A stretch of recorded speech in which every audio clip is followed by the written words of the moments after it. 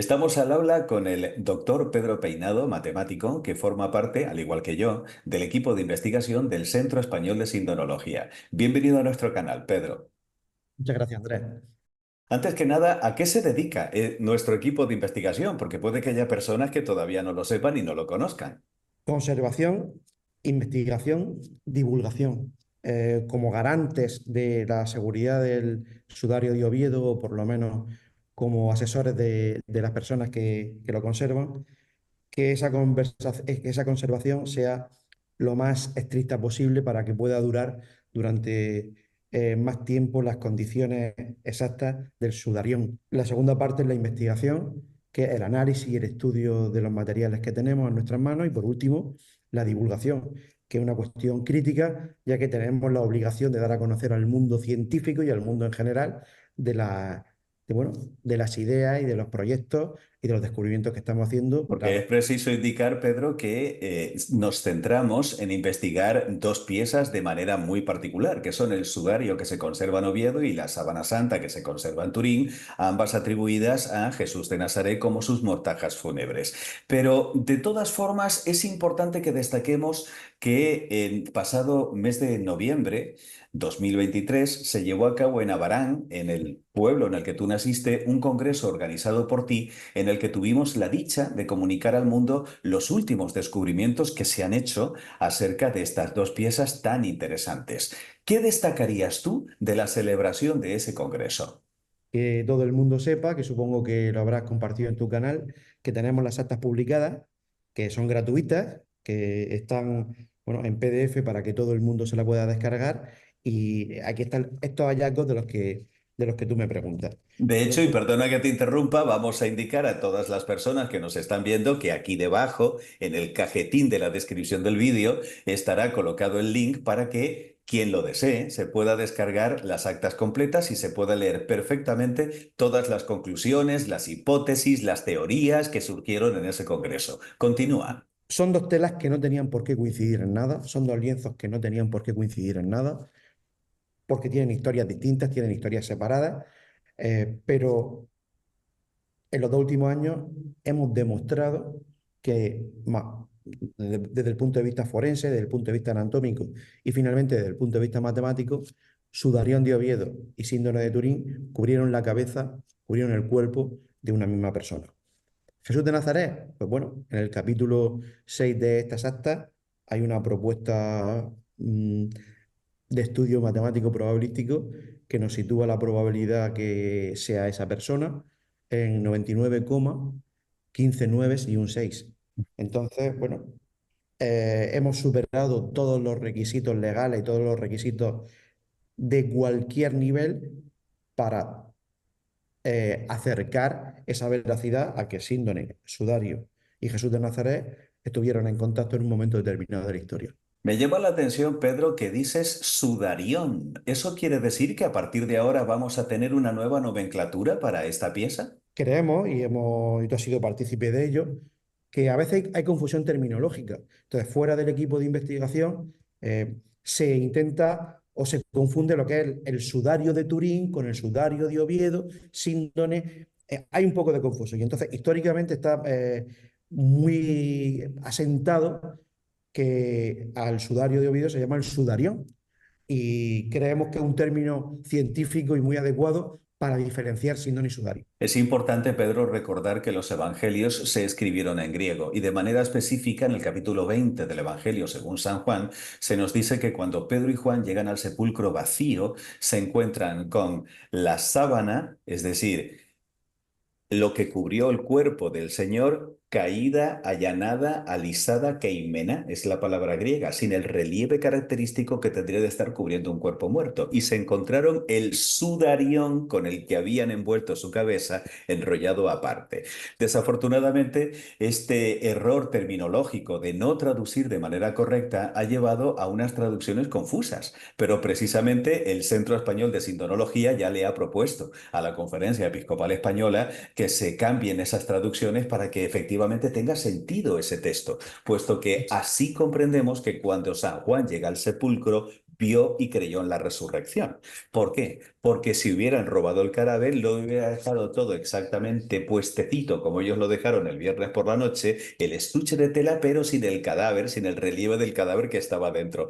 Este tipo de cosas son las que a ti, a mí, a los miembros del equipo nos encanta comunicar. ¿Por qué? Porque proporcionan una visión extraordinariamente clara de cuáles fueron los acontecimientos. Y por eso quiero preguntarte, ¿qué sentido tiene que esto sea algo multidisciplinar? Porque tú eres matemático, yo soy teólogo, tenemos al profesor Sánchez Hermosilla, que es médico forense, tenemos a Miñarro, que eleva al grado sumo las esculturas que ha elaborado, tenemos a Jorge Manuel Rodríguez, que es historiador. Todo este mare magnum de expertos, ¿cómo se coordinan en el equipo para poder llegar a conclusiones comunes y qué importancia tiene el equipo dentro de estas conclusiones? La veracidad del proceso de una muerte y un enterramiento hace que todas las disciplinas confluyan en una descripción de unos hechos naturales. Y este es el próximo capítulo de nuestra aventura investigadora. Nosotros ahora nos vamos a centrar en la naturalidad del proceso de enterramiento. Una vez correlacionadas las dos telas, vemos que la historia, que la matemática, que la ciencia forense, médico-legal, todas confluyen en la descripción de una naturalidad sin ningún matiz de un proceso de enterramiento totalmente real. Esta coordinación, pues yo creo que se fundamenta dentro del equipo en una figura que es absolutamente imprescindible, que es el director del equipo, don Alfonso Sánchez Hermosilla, que aparte de su vasto conocimiento, bueno, en todas las materias y ser el principal experto mundial en ciencia, en la disciplina médico-legal, fundamentalmente basado en el Sudarión de Oviedo y la síndrome de Turín. Él nos coordina, trabaja muy bien, pero él asume el conocimiento de todo y lo conjunta y lo reparte de forma, creo yo, que magistral. Y una tercera parte, el compañerismo.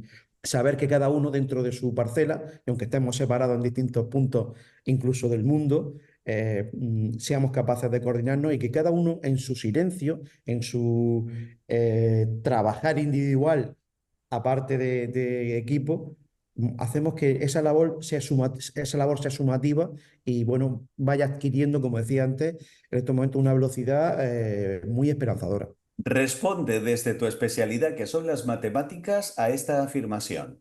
El sudario es falso. Aquí la cuestión, Andrés, es que llega un momento que hay que ponerse en el punto más radical defendiendo la dictadura de la ciencia. La cuestión es, ¿dónde ponemos la línea de exigencia? ¿Dónde la ponemos? Para demostrar hechos. Hablamos, por ejemplo, de Alejandro Magno, podemos hablar de Julio César. ¿De quién hablamos? Hablamos de Cervantes. Yo lo único que quiero es que las personas que nos están oyendo y tengan sus discrepancias sobre nuestra forma de trabajar, que pongan la vara de medir igual a todos los objetos arqueológicos. Los estudios egipcios, los estudios griegos, con una velocidad bastante menor, muchísimo menor que lo que tenemos hoy con la síndrome y el sudario, pues le dan veracidad a hechos que toda la historia y toda la ciencia lo dan por veraces. Sin embargo, como Sudario de Oviedo, síndrome de Turín, tienen ese matiz religioso por la figura que tocan, pues ya le ponemos pegas, ¿no? Pero tenemos que poner cuantitativamente el mismo nivel de exigencia a todos. Hay un dato muy interesante y es que según la polémica prueba del carbono 14, la sábana santa fue elaborada en el siglo XIV, en la Edad Media. No obstante, el sudario de Oviedo lo tenemos en España desde muchos siglos antes del siglo XIV. Y tú has demostrado matemáticamente que las manchas de sangre que hay una pieza y las manchas de sangre que hay otra coinciden de manera tan perfecta que podemos afirmar que cubrieron la cara de la misma persona. ¿Esto no sería una prueba empírica lo suficientemente tumbativa como para echar por tierra cualquier afirmación en contra de la autenticidad de ambas piezas? Sin duda, cualquier sistema judicial del mundo lo echaría, tumbaría cualquier otra prueba. De hecho, el carbono 14 o la ciencia que, bueno, las pruebas que relacionan todas las investigaciones de sudario y de síndrome. En este caso es el único evento, el único estudio donde una sola prueba desmonta todas las demás. Es decir, el carbono 14 que está demostrado por activa y por pasiva que no es válido para telas, que no es válido para telas contaminadas. En Oviedo hace unos días vimos cómo Felipe Montero nos exponía cómo los hongos del sudario están proliferando, ¿no? Y por eso es muy importante la conservación. Todos los laboratorios del mundo, cada vez que pides hacer una prueba de carbono 14, te exigen que es una cronología de todas las condiciones que ha tenido esa tela para saber qué contaminación tiene. Sabemos que una tela tiene un nivel de contaminación intrínseca muy alto y además, con tantos años y tantas vicisitudes, pues el carbono está enriquecido. Esto no hace perder mucho tiempo explicando a la gente que esta prueba no es válida ni confiable. Todas las demás, incluido la mía, que parte del estudio del profesor Miñarro, que parte de la verificación de Alfonso Sánchez, están basados en la ciencia criminalística y cualquier sistema judicial del mundo daría por válido mis cálculos matemáticos, en los cálculos matemáticos del equipo, para que Síndone y Sudario perteneciesen a una misma persona.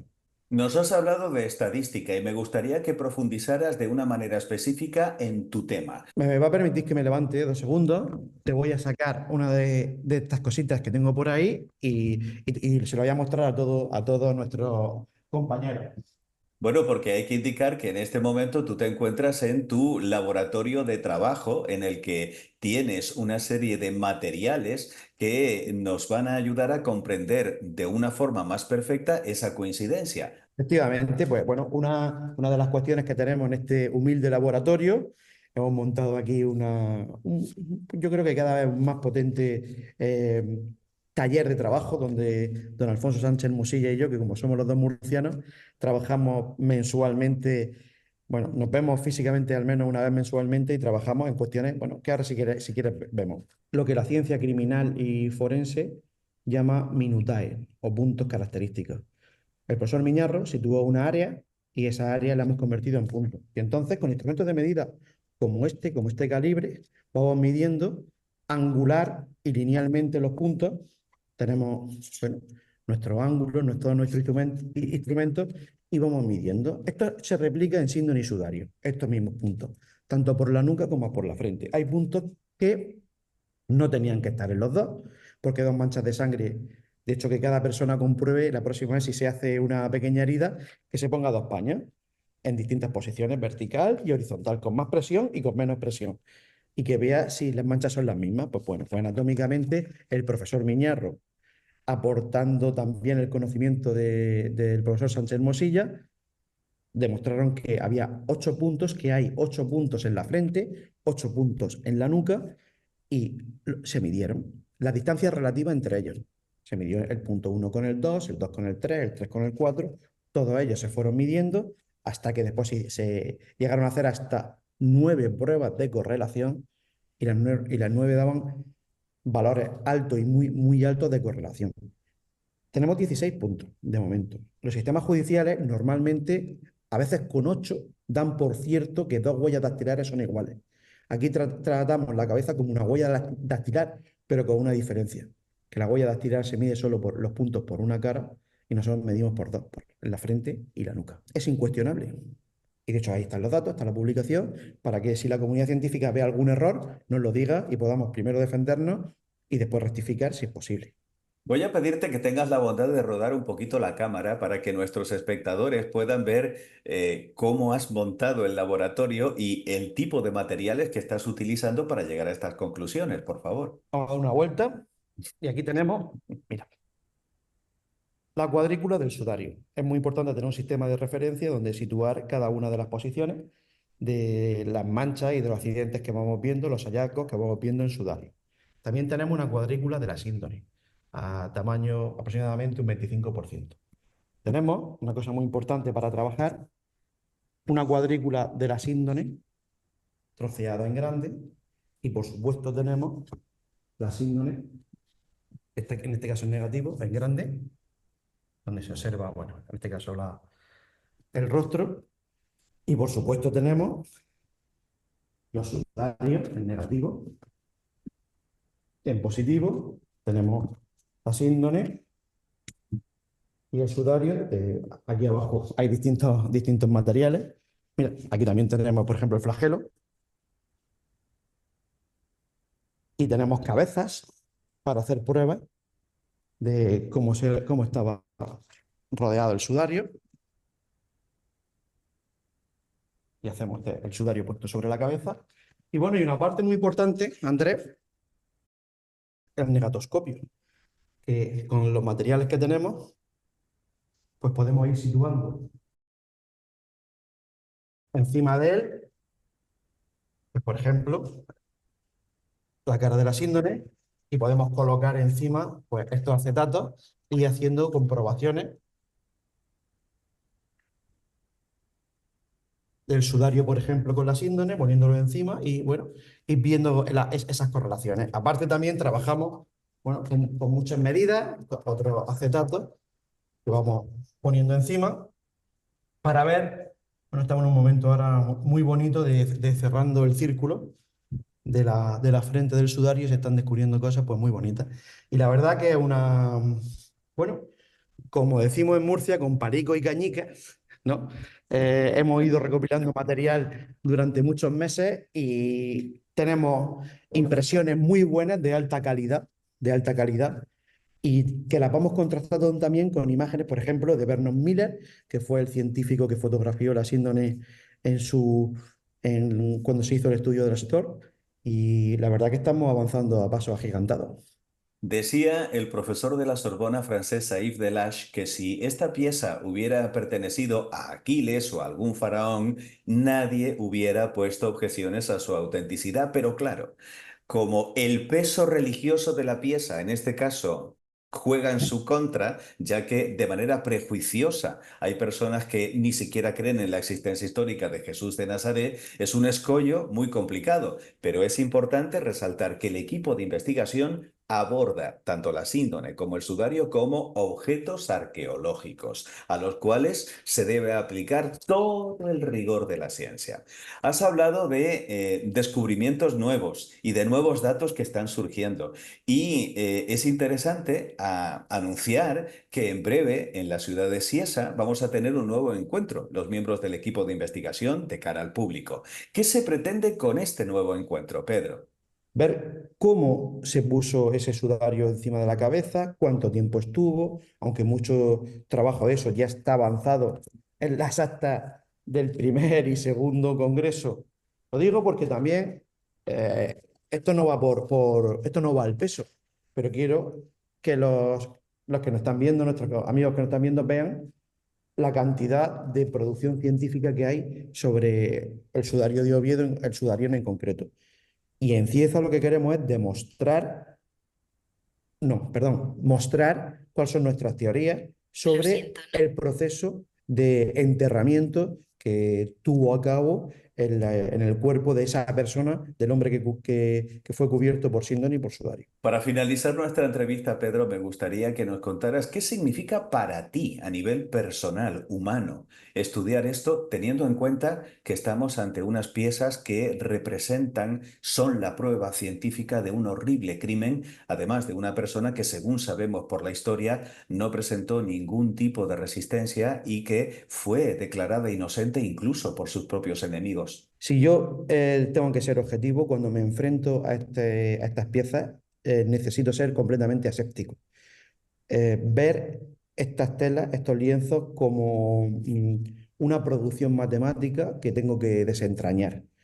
Y con toda esa vocación científica y aséptica y fría incluso, así lo afronto por un lado. Pero por otro lado, yo no puedo negar que soy una persona creyente y que, bueno, cuando los veo y cuando me quito ese hábito de científico, que no abandono en ningún momento, pero en mi parcela de creyente, pues lo que veo es que toda la ciencia lleva al hecho de que estamos viendo las huellas de la tortura de Jesús de Nazaret.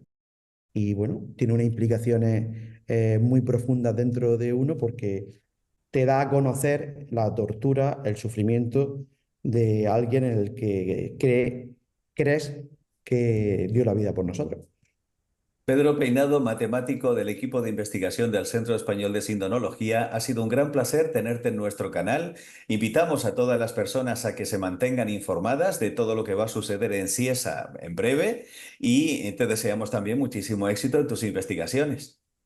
Muchísimas gracias, Andrés, y la verdad que ha sido un placer estar contigo y creo que haces una labor fantástica y que este canal pues es un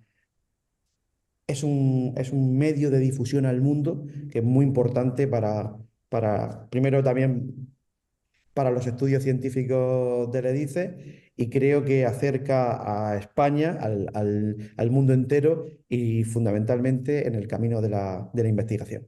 Teología para Gente Corriente es una producción de Andrés Brito Enterprise Productions para el Departamento de Programas de YouTube Internacional.